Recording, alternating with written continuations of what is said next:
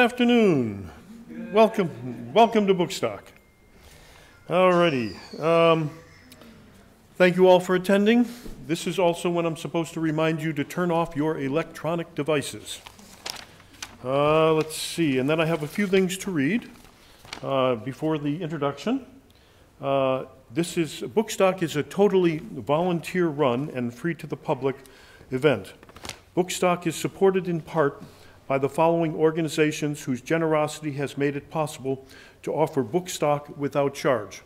And this is when I should warn you I'm known for mispronouncing names. So, the Jack and Dorothy Byrne Foundation, the Pauline Davenport Children's Fund of the Vermont Community Foundation, the Mascoma Savings Bank, the Vermont Humanities Council, the Green Mountain Foundation, the Woodstock Learning Lab, and the Economic Development Commission of Woodstock. And a special thanks to our media sponsor, the Vermont Standard, and WCTV 8, Woodstock Community Television, for taping all of the events, as you can see. And last but not least, Vermont's oldest independent bookstore, the Yankee Bookshop.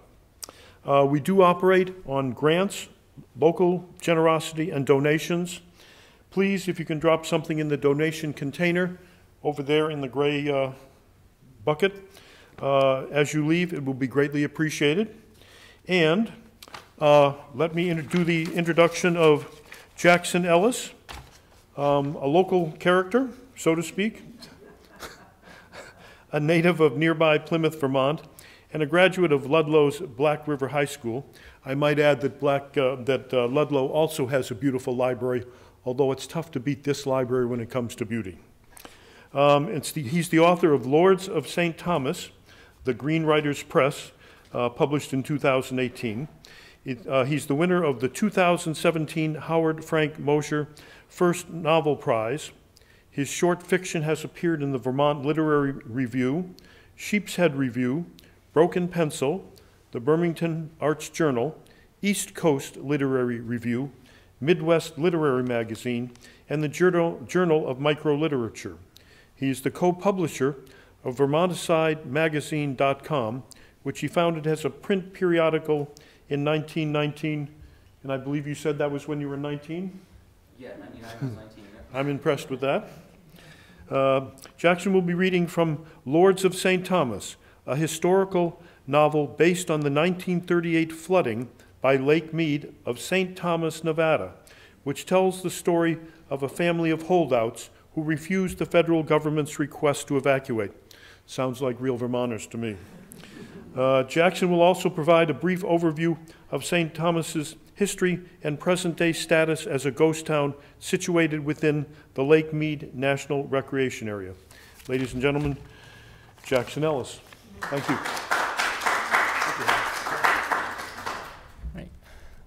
Thanks, Hal, for introducing me. Thanks to everyone for showing up. I don't know if Pam is here, but thank you for inviting me. Pam Aher. I just walked in. All right, hi. Thank you. This is my first time at Bookstock, period, as a presenter or as a visitor, so I'm really excited to be here. So yeah, my debut novel is called Lords of St. Thomas.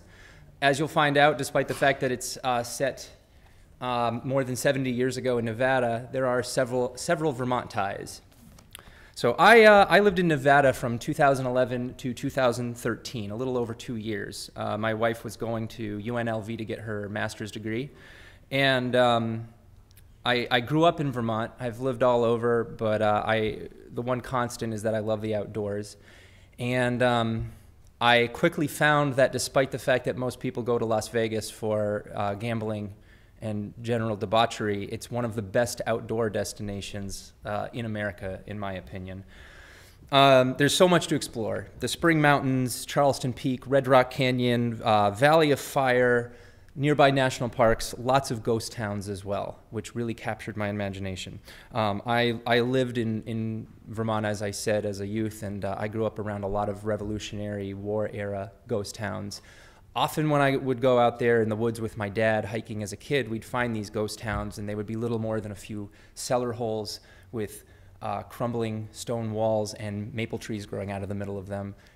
Leaves a lot to the imagination. In the desert, though, these ghost towns are much better preserved, much younger too, often only dating back about 100 years. So I learned about the town of St. Thomas. This was a real place just past Valley of Fire, northeast of Las Vegas. I learned about it in the May 2012 edition of Desert Companion magazine. It's one of the last glossy magazines published by an NPR affiliate in the country. KNPR out of Las Vegas publishes this. It was fascinating. I would read this magazine looking for different hikes, looking to learn about the history of the area, you know, in between all of the ads and articles about the latest and greatest nightclubs and day clubs. St. Thomas existed as a town for 73 and a half years. It was founded in January of 1865, and it lasted until June of 1938. It was founded as a Mormon settlement by Latter-day Saints president and fellow Vermonter, I believe from Whitingham, Brigham Young. Abandoned after a couple years by the Mormons when it was discovered that St. Thomas sat in Nevada and not in Utah as originally believed. It was actually a three-way tug of war between Nevada, Utah, and Arizona. They all wanted the tax money. Nevada won. So the Mormons left town. But the town was not abandoned in full. Others quickly moved in to pick up where the Mormons left off. They developed farms. They mined copper. They brought in a spur line of the San Pedro-Los Angeles Railroad, and the Arrowhead Trail, later renamed U.S. Route 91, ran straight through St. Thomas. It was the first automobile road that connected Salt Lake City to Los Angeles. If anybody has been on the Las Vegas Strip, Las Vegas Boulevard, you are actually also on a remnant of U.S. 91. It was water, though, which allowed people to live in this sweltering, scorching valley. It was, the town was situated right near the confluence of the Virgin River and the Muddy River just before they met with the Colorado. However, in the late 1920s, this is another Vermont connection, President Calvin Coolidge, born in nearby Plymouth, same town I'm from, announced the construction of the Boulder Dam, later known as the Hoover Dam. Surveyors eventually approached residents of the town of St. Thomas and let them know that their town, despite being 70 miles to the northeast of the dam, would eventually be flooded out by the creation of Lake Mead. So the government sent representatives to buy out the residents, offering what they believed, it's disputable, but what they believed to be fair market value for their properties. It took about 10 years after that happened, in June of 1938, for Lake Mead to finally reach the town and flood it entirely. For the next 64 years, what remained of the town would sit under nearly 70 feet of water. However, in 2002, late 2002, an extended drought, which is ongoing to this day. If anybody has been to Lake Mead in recent times, you can see what they call the bathtub rings along the rock walls because the water level is so far below the high water mark. An extended drought would reveal the town as Lake Mead receded.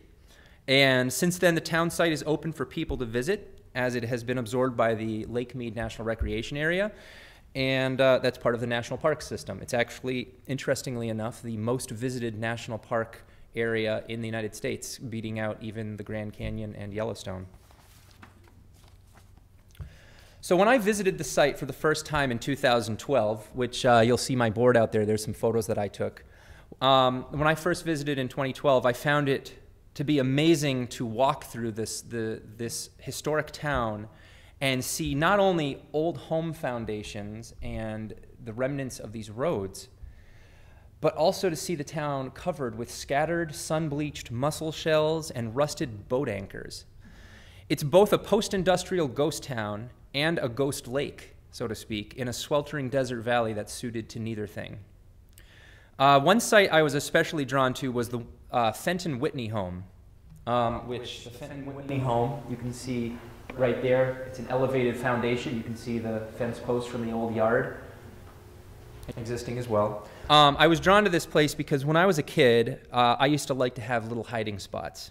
I used to like to crawl into little areas and, you know, whatever, I'd take a book with me or just hide out, stay cool on hot summer days. It could be a stand of ferns. It could be, you know, behind the bookcase in my parents' house, whatever. I imagine that if I had lived in St. Thomas as a child, I probably would have enjoyed hiding out in the crawl space beneath the house. Then an idea struck me. as I was looking under the house, I thought, what would it have been like for someone who left St. Thomas as a child more than 60 years earlier to return to the town all those decades later as an older person? What would that feel like? What would it be like to poke your head into this foundation and have that be the sole remnant of your childhood home? Furthermore, I started thinking, what if that person left something there as a child only to retrieve it as an old man? What would that item be? What would be able to survive 64 years under 70 feet of water? So that was what I set out to discover when I began writing this story. It started as a short story. Later, when I was already a little bit into forming the idea of the story, I began to study more, both online and about the history of St. Thomas. And I also picked up this book. You'll rarely see an author tout another author's book at a reading, but I think if you enjoy my fictionalized history of St. Thomas, Nevada, you might actually enjoy digging into the real history as well. It's called St. Thomas, A History Uncovered by Aaron MacArthur. It's an excellent book. So I began reading this book and studying online, and I learned about this real-life character named Hugh Lord. He was a lifelong childless bachelor, and he ran the St. Thomas Auto Garage. Lord adamantly refused to believe that Lake Mead's waters would ever reach his home, and he refused the government's repeated attempts to buy his property. Finally, they walked away and let him be. Eventually, he was the last person living in St. Thomas, and in June of 1938, he woke up one morning, stepped out of bed, and splashed into ankle-deep water. So the time had finally come to concede that he had lost the battle. In defiance, he walked outside, took his fishing boat, he had a little metal rowboat, set fire to his house, and rowed away. And that was the final person to leave St. Thomas. Once I learned about Lord, I thought, here's the perfect person to frame my story around. It seems it's a very literary story, I think, in and of itself. Only in my story, he becomes Henry Lord, and he has a son, a daughter-in-law, and a grandson, little Henry Lord, who is the narrator of my book.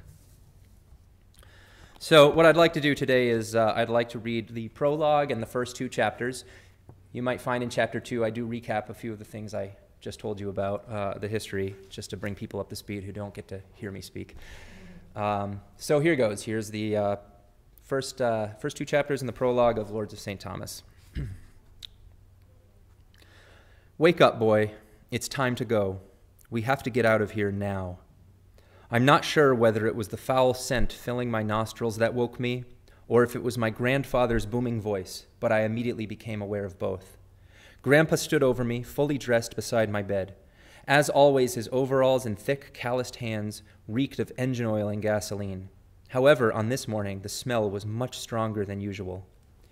Dizzy from noxious fumes, I stumbled down the stairs and splashed through our flooded living room, cool water lapping at the tops of my ankles. Moments later, we shoved off from the porch where my grandfather had anchored the dinghy the night before. Circling behind the house, he struck a match and set the flame to the entire book. Then, with a flick of his wrist, he flung the burning matchbook through the open kitchen window. It was June 11th, 1938, a clear, dry day like so many others in the parched Mojave Desert. The rising sun roasted us like fish in a skillet as we floated beneath the steel blue sky through the Moapa Valley in an aluminum rowboat. In my lap, I clutched a Gladstone bag containing little more than a few changes of clothes. My grandfather sat with his back to me, leaning into the oars, breathing hard through his nose. As the two-story house shrank on the horizon, flames appeared to burst forth from the water and feast on the clapboards. The house turned black beneath the fire. When we pulled ashore on the crumbly, ashen slope of the plateau northwest of town, I looked back one last time to see the structure cave in and collapse into the encroaching waters of Lake Mead, which quickly extinguished the burning ruins and belched skyward a thick black plume of smoke. From more than a third of a mile away, I could hear the wreck hiss and sizzle. In the early autumn, we returned to the same plateau we'd landed at the base of months earlier, though now the water nearly reached the top.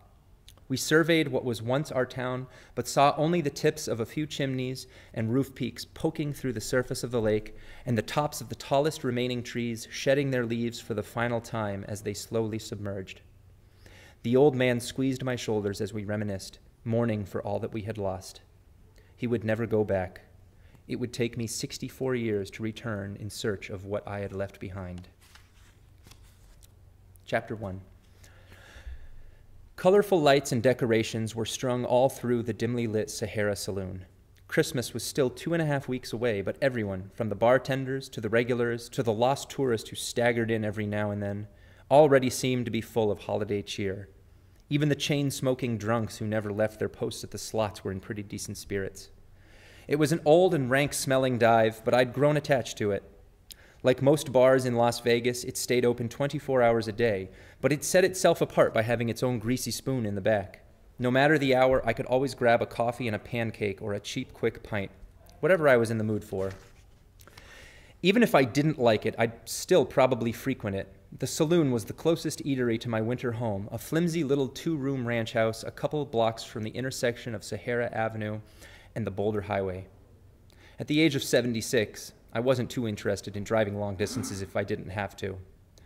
I sat down alone at a small table for two. "Good morning, Mr. Lord," said Lewis, a jack-of-all-trades server and cook.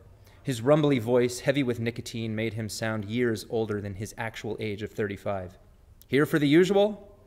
"Not too hungry this morning, Lewis. I'll just take some toast and potatoes." Then I turned over the upside-down coffee mug on top of the paper placemat. "But first, how about a shot of caffeine to make sure my heart doesn't stop? You've got to help keep me alive so I can make it to Christmas." He laughed and poured out a cup of coffee from the pot he already had in his hand. "This should be enough to get you through at least noon, Henry." I was in a good mood myself, and it wasn't just because of the upbeat Yuletide carols on the radio that had wormed their way into my head. In just a matter of days, I'd be bound for Seattle, flying out of McCarran Airport to be with my children and grandkids for a 3-week holiday vacation. Considering that we were spread across the country the rest of the year, it would be a rare reunion with the whole family. Within minutes, Lewis delivered my food.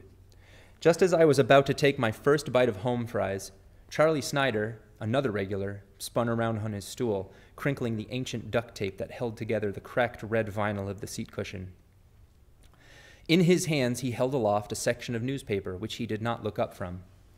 "Say, Hank," he called to me, "that place you're from that you told us about, St. Thomas, right?" I put down my fork and raised my head. "Yes, that's the one. Why do you mention it?" He took a few steps over to my table and held the folded newspaper in front of my nose. "Look at this." "Drought exposes St. Thomas," announced the living section headline of the December 8th, 2002 edition of the Las Vegas Review-Journal. "Not many living people have seen the settlement of St. Thomas," it began. "The town has been underwater since 1938, when the Hoover Dam backed up the Colorado River to create Lake Mead. But now, receding waters brought on by severe drought have allowed the town to surface." "So that's the place, eh?" said Charlie, awaiting my reaction. If the ghosts of Elvis Presley and Frank Sinatra had sat down and invited me out for a drink at the Copa Room, I couldn't have been more shocked. I only nodded my head silently for a moment and pointed at the photo accompanying the article. "That's the place, Chuck," I finally whispered. "And that, right there, front and center in the photo, that's what's left of the house I grew up in." Sticking a few feet out of the desert floor, bleached by water, sun, and time, was the concrete foundation of the Lord homestead. And there, near the ground, perfectly unobstructed, was the gaping opening of the foundation window, inviting me back into the black confines of the crawl space. Chapter 2. The small town of St. Thomas, Nevada, sat along the edge of the muddy river near its confluence with the Virgin River, 20 miles north of the drainage into the Colorado. It was sweltering, isolated, lonely, dusty, and primitive, nearly 50 miles from Las Vegas and far out of sight of the nearby ranching community of Overton, located on higher ground to the northwest. I was born there on August 20th, 1926, at the home of my mother and father and my father's father, for whom I was named. Though life can be difficult to sustain under the hard desert sun, we had the luxury of water flowing by in our backyards, more than enough to keep full the cisterns of several hundred townspeople. The ignorance of childhood can be a wonderful thing. At the time, I did not realize that I had been born into a doomed home in a doomed town. For that, I am thankful. St. Thomas was my entire world during those early years. I would stand on my bed on the second floor of our house and peer out the window over the hamlet, a mere 6 blocks of streets lined with grassy yards, low fences, and tall cottonwoods and fig trees. I didn't understand that the massive schoolhouse across the street where my mother once taught was shuttered for good, and that I'd never attend it. I could never have predicted that Hanig's ice cream parlor would serve me my last cone before I learned to count past 10, or that the fields of barley and the shady pear orchards that lined the runnels would be abandoned first to dry up and then to drown. The nearby Nutter store had been shuttered since I could remember, which meant we had to cross town to shop at Gentry's General Store for groceries. Sellers Cafe and Pool Hall, the only place in town where you could get together with friends after a long day of work, shut down in the early 30s too. But I was never bothered and never bored. My father began to teach me to play baseball as soon as I could throw a ball, and we spent every possible morning and evening, to avoid the intense midday heat, in the abandoned schoolyard playing catch. I learned to field ground balls and pop flies and occasionally peppered the brick facade of the old school with a ball when my father wasn't around. It never struck me as odd that there were practically no other children around to play with. My grandpa, Henry Lord, had lived in the valley for most of his life, all of it that he could remember, having relocated as an infant with his parents in 1869. My great-grandparents had been commanded by Brigham Young to relocate from Salt Lake City as part of the original mission, and when the Latter-day Saints abandoned St. Thomas en masse a mere 2 years later, having learned that the town sat in the state of Nevada, not in Utah as originally believed, my forebears were the only founding residents to stay put. No longer among fellow saints, but rather native Paiutes, miners, and drunken outlaws who swarmed in to populate the vacated town, they became apostates and were excommunicated by the LDS Disciplinary Council. Regardless of the church's actions, my grandfather was raised in the Mormon faith. His reverence for both his home and the church was reflected in the name he gave my father, Thomas, born in 1900 and named for the founder of the town, Thomas Smith. My mother, Ellen, was born in St. Thomas in 1906 at the age of 20, married my father in the same year she became a school teacher. It was a job she'd hold for only 5 short years. From a young age, Grandpa worked as a farmhand in the irrigated fields southeast of town, and also was instrumental in bringing the San Pedro Railroad spur line into St. Thomas. Later, he would run the town's first and only automobile garage, situated on the Arrowhead Trail Highway, serving tourists and auto club members traveling from Los Angeles to Utah and back again. Over the many years he'd lived in his home, Grandpa, along with my mother, had collected a massive library of books. At night, I would sit in the parlor with them under the dim light of the oil lanterns mounted on the wall above the sofa, and together they taught me to read at the age of 4. By the time I began my mother's homeschooling lessons, I was reading Rudyard Kipling and Lewis Carroll for enjoyment.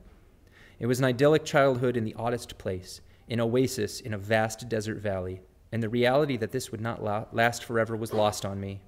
So too were the reasons why my dad and my grandpa rarely spoke after the day my parents returned from a 5-day trip to Boulder City. The silent feud became normal to me, and I didn't think twice when they would pass by each other in the home without exchanging pleasantries or even a glance, despite both lavishing attention and affection on me. Meals were often eaten in silence, and during our weekend walks to Gentry's, only one, and not the other, would accompany my mother and me. That's the end of chapter 2. So thank you for listening. I don't know if anybody has any questions they'd like to ask. I'd be happy to answer anything. Yes? It makes me think of, the oncoming climate change and the effects that it's going to have in many places of the world. The idea of waters rising and land being covered and then maybe being exposed at different times. The role we play in that. And I don't know if you take that on at all in the rest of your story.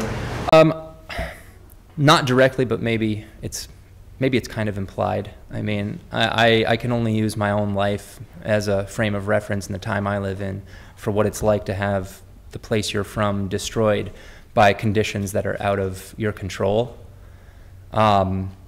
And I also think it's interesting writing a story about a town being flooded by Lake Mead when Lake Mead is so dangerously low right now. It's really interesting. If anybody here has ever read about Lake Mead, there are imagine it as a big bathtub. Water is taken from this bathtub by a series of drains that go horizontally into the lake, and there are numerous drains at various heights.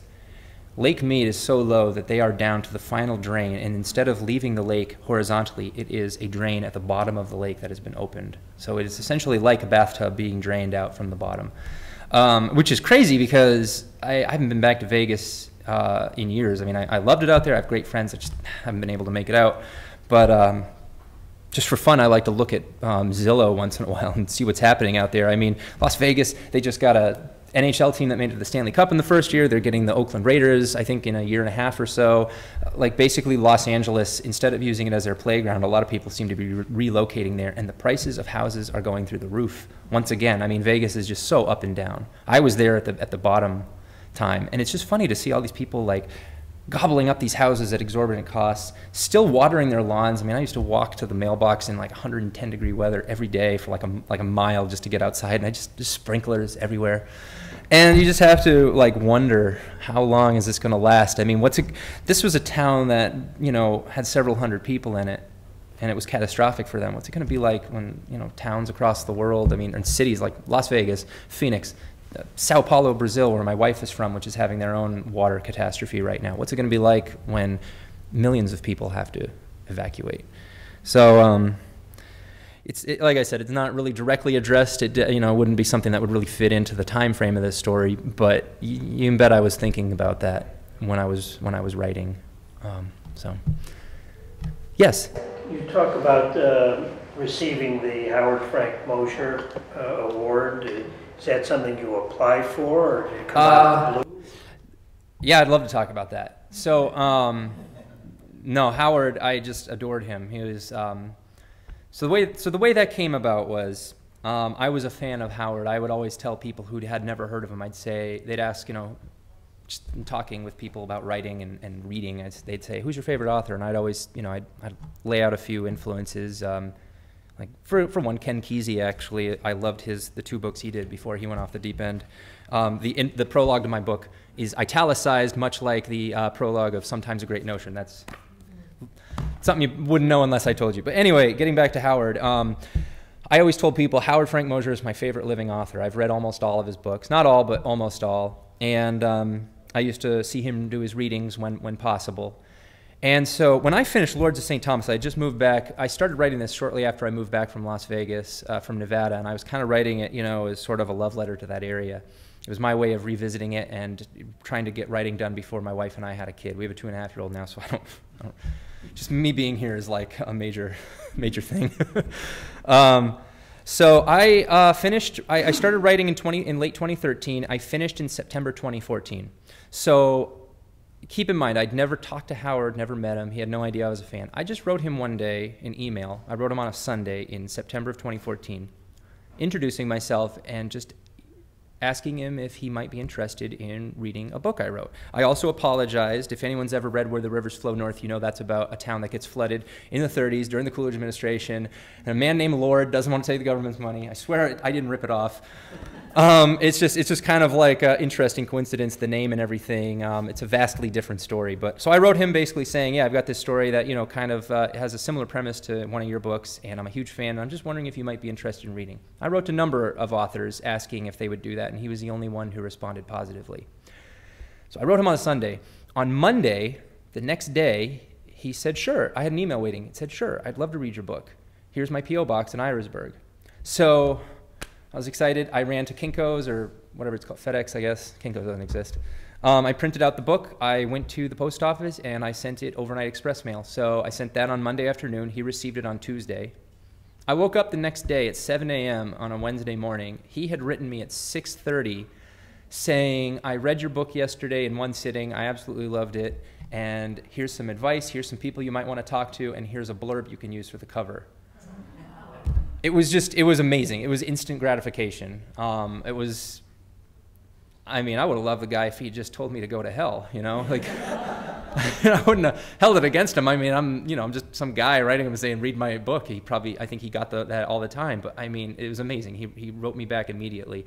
So over the next couple of years, I sent my book out, I think, to exactly 50 different publishers. I knew that the problem in the marketability the marketing problem with my book is that it's kind of short. A lot of books today, you know, the publishers want it to be 60 to 80,000 words. They want people to get their money's worth word count wise when it comes to a book. I'm really glad that George Orwell didn't write Animal Farm in this climate, and I'm really glad that Clockwork Orange wasn't written now, because it's very hard. So that, combined with the fact that I used to be a DIY publisher, I like to go about things my own way, I decided I was going to focus solely on small presses. So I queried about 50 presses. I got interest from the Brattleboro's Green Writers Press.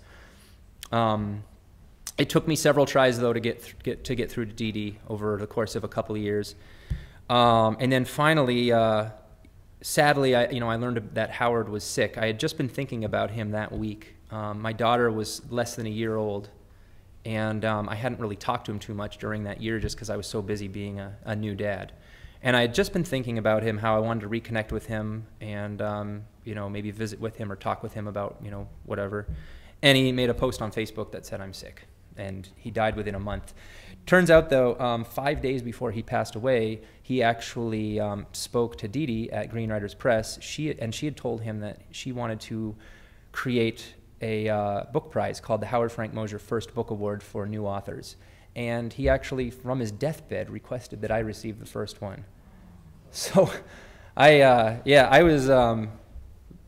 found that out. I remember I was at the Brazilian consulate when I got a voicemail from Dee Dee in Boston trying to get Brazilian citizenship for my daughter. My wife is from Sao Paulo, and I was like walking around this consulate trying not to cry. I was like, it was really, really touching. As far as the award goes now, I believe it's going to be an annual thing, and I believe it's something that people enter online, but I was hugely, I can't even state how proud and humbled I was to get that honor directly from Howard. And yeah, I mean, I took the quote, part of the thing he wrote me in the original email, I put it on the cover. I actually have a second novel that I finished an hour and 45 minutes before my daughter was born on January 8th, 2016.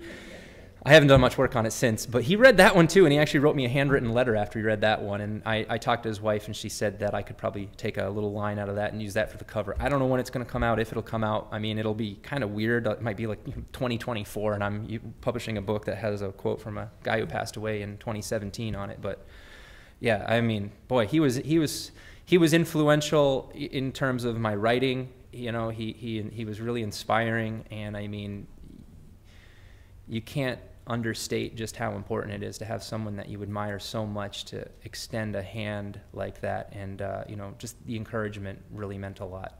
The help meant a lot. I grew up playing baseball, and I idolized a lot of the Boston Red Sox players, and it was amazing. So I learned at a young age that you should never meet your heroes. I've met some famous authors who I wouldn't name, who were very, very unkind, very unfriendly people. But he was the real deal. He was just a great guy. If he had never written a word, I would have loved that guy. So that's what I have to say about him. Yes. So you never actually met him? I did. I met him in person a few times. Yep. Yeah. Yeah, he had actually invited me a few times out to his farm. They lived in an old farmhouse in Irisburg. I really had wanted to meet his wife as well. But like I said, I had my kid, and I wasn't able to ever make it out. And then he passed away. I have been in touch with his family. Phyllis is really nice. His wife is great. His kids are great. So yeah, he left behind a very nice family, and I'm glad that I've maintained contact and friendship with them. So, any other questions or anything anybody else would like to ask? Yes? We came in a little bit late, so yeah. I didn't know if you'd explain how you happened to write the book in the first place. Oh, yeah, my wife moved here. She's from Brazil. She moved here in 2009 after she completed her architecture degree at University of Sao Paulo, and she found she couldn't get a job here because, she didn't really have much experience, no master's degree or anything. So we just started looking around the country, and we found that most places were like 50 to 70 grand a year to get a master's degree. And then we ended up looking at UNLV, University of Nevada, Las Vegas. And she ended up, it's already one of the cheapest tuitions in the country, but if you get in-state tuition, it's only a few grand a year. And she applied and became a teacher's assistant So she got a stipend, she got in-state tuition. We actually went out there and we paid off her entire schooling a few days before she graduated. So, which, man, that's a victory in this day and age, like not to be carrying that debt back with us. But in addition, some of my best friends live out there. I have, there's a husband and wife couple out there who I adore. They have a couple great kids. And Gila Nakshband, she's a librarian out there, and actually I thank her in my book for helping me. She works in Henderson Library System now, but she was working for the University of Nevada Special Collections Department. So she helped me dig up a lot of interesting stuff. In fact, this is a historical map from the 1930s or late 1920s of St. Thomas that she helped me discover at UNLV. This is I mean, if anyone wants to take the time when I'm done talking to come up and look at it, it's all pretty self-explanatory, but these are some photos I took. This was Hugh Lord, who I based Henry Lord on. This was his actual garage. You can see the grease pits all filled in with 70 years worth of silt and sand. You can see the ramp going up. That's my wife walking down the US 91. I always want to say 93. It's US 91, the Arrowhead Trail Highway. You can kind of make out in the distance way back there, you can see the tallest remaining structure in town. It's a chimney at Hannig's Ice Cream Parlor. That was the ice cream parlor. And again, this is the Fenton Whitney home, which is what I based the Lord homestead on. So yeah, we were out there for a couple of years. I mean, I absolutely loved it. I love the desert. I love the dry air. I'm not too terribly fond of the 90% humidity that seems to be the new norm in Vermont. I loved the outdoors out there. It was just a wonderful place. But with my wife's family being in Brazil, my family being in New England, and us being like thousands of miles away in different directions from them, we decided to come back here.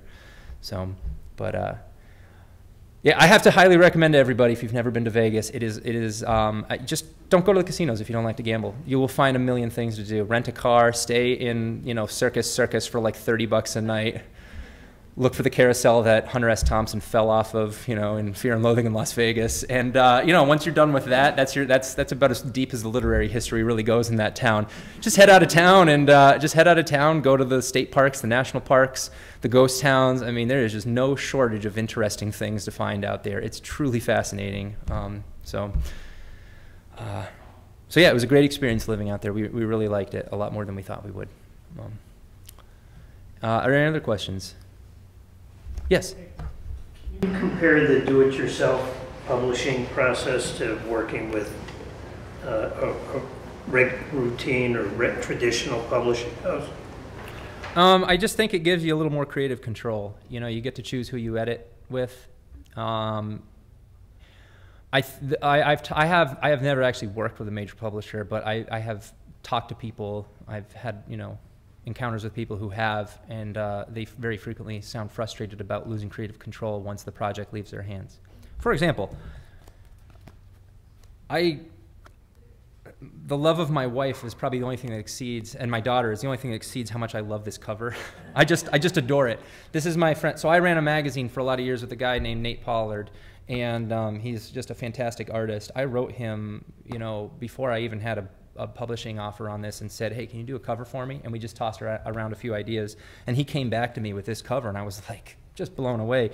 Meanwhile, I remember years ago, I think in 2010, I interviewed a poet, pretty known poet named Diane DePrima. She was like part of the Beat Generation circle back in the 60s and 70s, and she was telling me how like she got a deal with like a major New York-based publisher, and they started using like clip art for her book of poetry and how insulting it was, and she argued against it, and they wouldn't create anything better for her. I think her book was called Lobo, and like the edition they did had like this swirling vortex in the background with a bunch of like cartoony looking wolf heads popping out at it. It was horrible.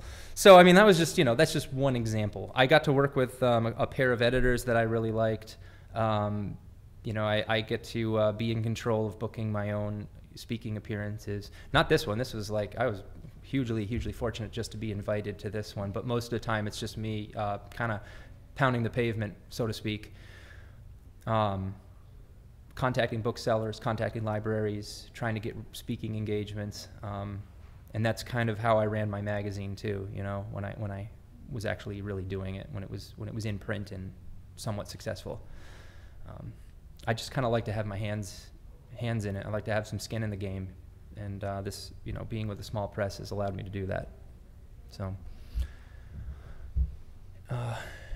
yeah. If anybody